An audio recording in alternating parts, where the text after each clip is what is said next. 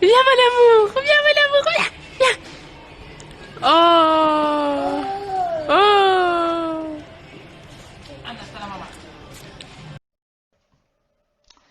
Donc voilà, la vidéo que je viens de vous passer, c'est la vidéo de ma petite cousine qui vient de faire 1 an et qui apprenait à marcher.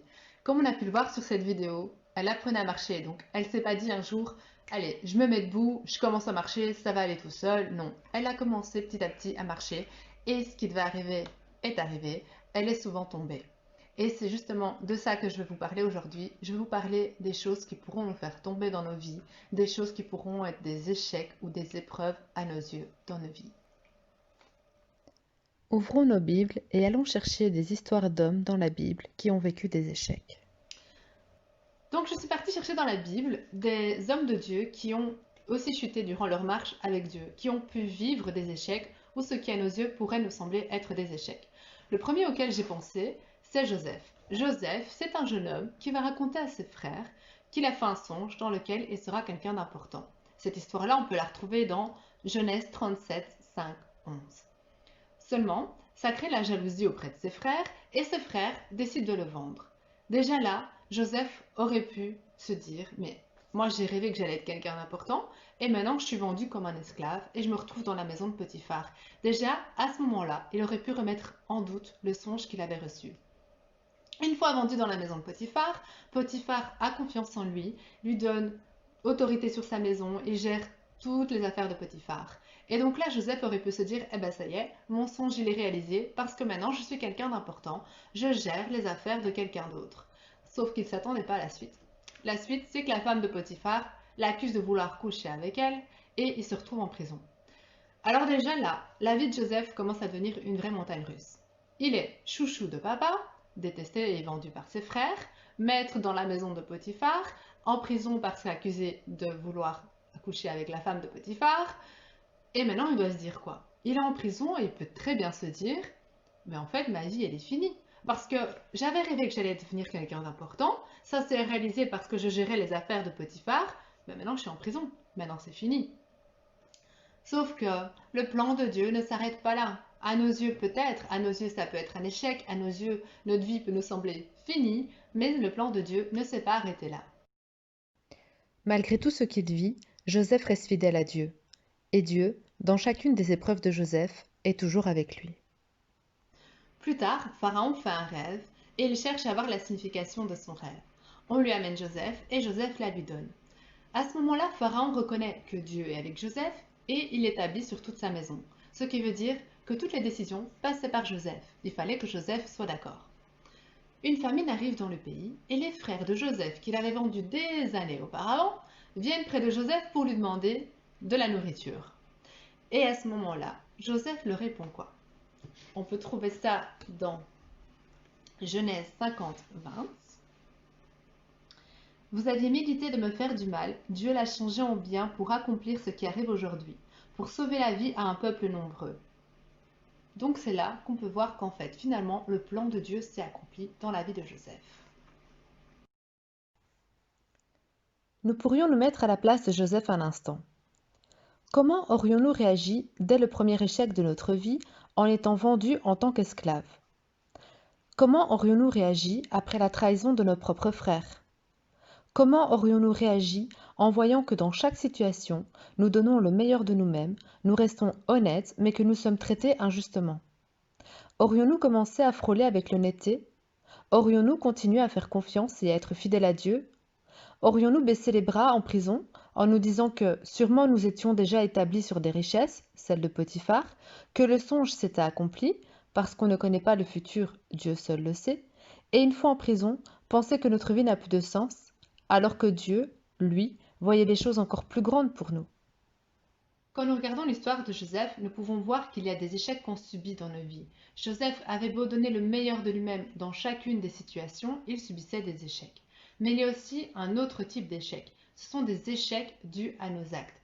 Et pour ça, on peut retrouver l'histoire de David dans la Bible. Donc David, c'est un jeune homme qui garde les troupeaux de son père. Un jour, Samuel vient, et loin, parce que c'est lui que Dieu a choisi. Ensuite, David délivre son peuple de la main des Philistins en combattant Goliath. Ensuite, Saül, qui est jaloux de David, qui cherche à se venger, qui veut le tuer, le jour où il se retrouve face à David et que David a l'occasion lui-même de se venger et de tuer Saül, il ne le fait pas. Et puis David devient roi. Donc jusque-là, David a une bonne vie. Sauf qu'un jour, il se promène sur son balcon et il aperçoit une femme qu'il trouve jolie. Il demande qu'on l'amène dans ses appartements et il couche avec cette femme. Mais cette femme, elle était mariée, donc c'est déjà une première erreur que David commet. Suite à ça, la femme va chez David et lui annonce qu'elle est tombée enceinte. Et là, David, il décide de faire quoi? Il décide de tuer le mari de cette femme. Deuxième erreur qu'il commet.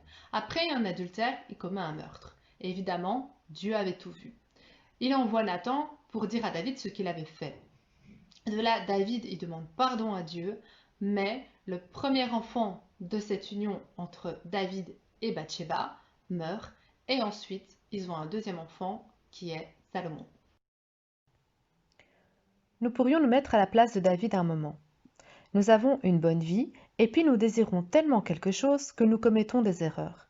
Est-ce que si quelqu'un viendrait nous dire nos erreurs, nous demanderions pardon à Dieu aussi, ou nous continuerons à nous enfoncer dans notre péché en répondant « J'ai pas encore assez touché le fond, reviens quand j'aurai vraiment touché le fond, parce qu'il n'y a que là où je n'aurai pas d'autre solution que de remonter à la surface. » Est-ce qu'après avoir demandé pardon, si nous vivions quand même une conséquence due à notre péché, nous en aurions après Dieu en disant que ce n'est pas juste?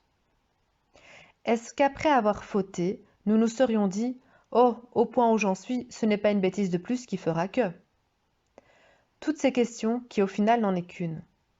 Est-ce que nous aurions continué notre vie de pécheur ou nous aurions pris la main que Dieu nous tend à travers Nathan pour revenir auprès de lui?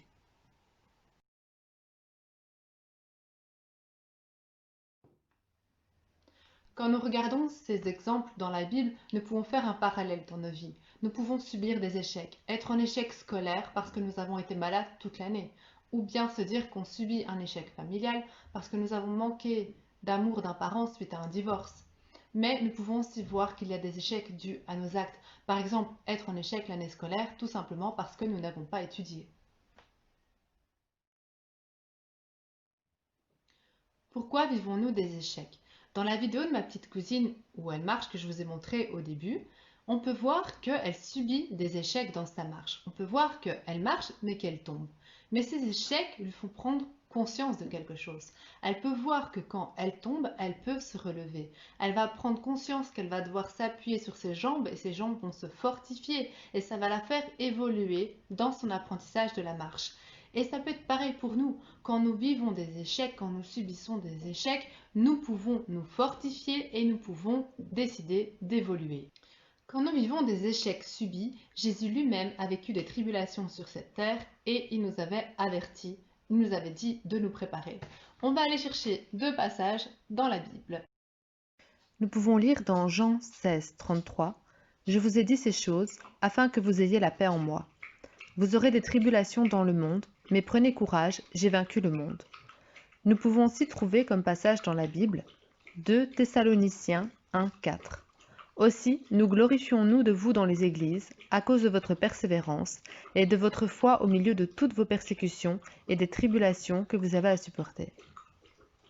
Lorsque nous vivons des échecs, lorsque nous subissons des échecs, l'important c'est de continuer à persévérer. Parce que lorsque nous persévérons après nos échecs, notre foi elle grandit et elle s'affermit. Et en restant fermement attachés à Dieu, c'est à ce moment-là qu'on pourra encore plus découvrir qui elle est. Nous allons pouvoir découvrir sa paix, sa joie et sa fidélité qui sont inconditionnelles même pendant ces épreuves. Nous allons pouvoir nous en rendre compte. Et le fait de découvrir encore plus qui il est, nous allons vouloir rester encore plus avec lui. Prenons un autre passage dans la Bible, Romains 8, 18.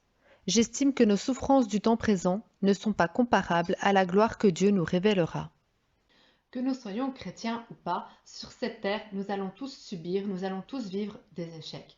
Mais lorsque nous sommes chrétiens, nous savons que ce que nous vivons ici n'est rien comparé à ce que nous allons vivre après. Et nous savons aussi que pendant ces mauvaises périodes, Dieu est toujours fidèle et est avec nous. Par contre, si c'est un échec dû à nos actes, il est important de demander pardon à Dieu, de retourner auprès de lui pour pouvoir quitter ce chemin qui va nous faire sombrer de plus en plus vers l'échec. Tu veux savoir comment réagir après un échec? Tu veux savoir si tu es abandonné ou seul durant ton échec? Tu veux savoir concrètement ce que tu dois faire après un échec? Alors je te donne rendez-vous la semaine prochaine. Passe une belle journée et sois béni.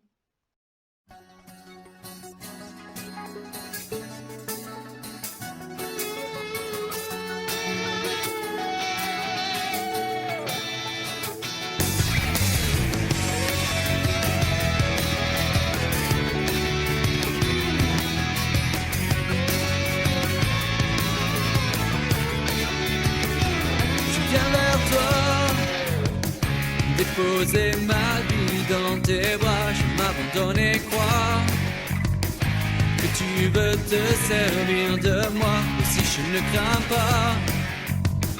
Aimer mon être à part pour le roi, car il n'y a qu'une voie que je veux suivre et c'est toi.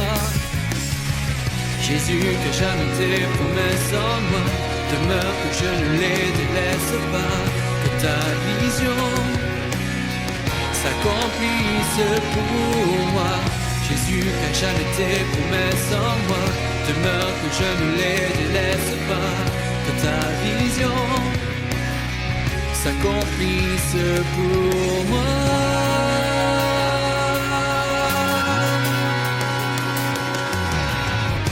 Toute mon âme, je le proclame, Jésus, je ne servirai que toi. Même si l'épreuve comme une montagne vient se dresser droit devant moi, non, je ne me détournerai pas.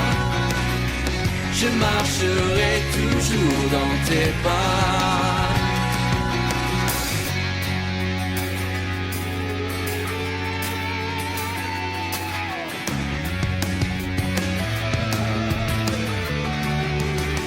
Je veux être entier, ne pas me laisser partager entre le bon et le mauvais.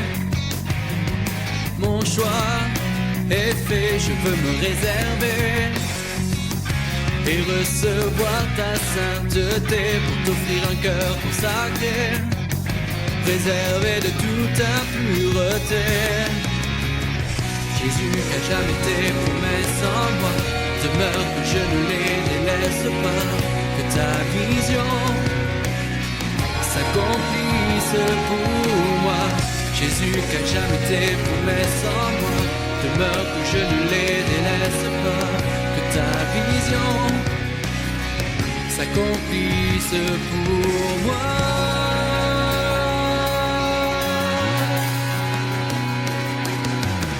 De toute mon âme, je le proclame, Jésus, je ne servirai que toi. Sans l'épreuve comme une montagne vient se dresser droit devant moi, non, je ne me détournerai pas. Je marcherai toujours dans tes pas. De toute mon âme, je le proclame, Jésus, je ne servirai que toi. Même si l'épreuve comme une montagne vient se dresser droit devant moi, je ne me détournerai pas. Je marcherai toujours dans tes pas. De toute mon âme, je le proclame, Jésus, je ne servirai que toi. Même si l'épreuve comme une montagne vient se dresser droit devant moi, je ne me détournerai pas. Je marcherai toujours dans tes pas. Je marcherai toujours dans tes pas. Je marcherai toujours dans tes pas.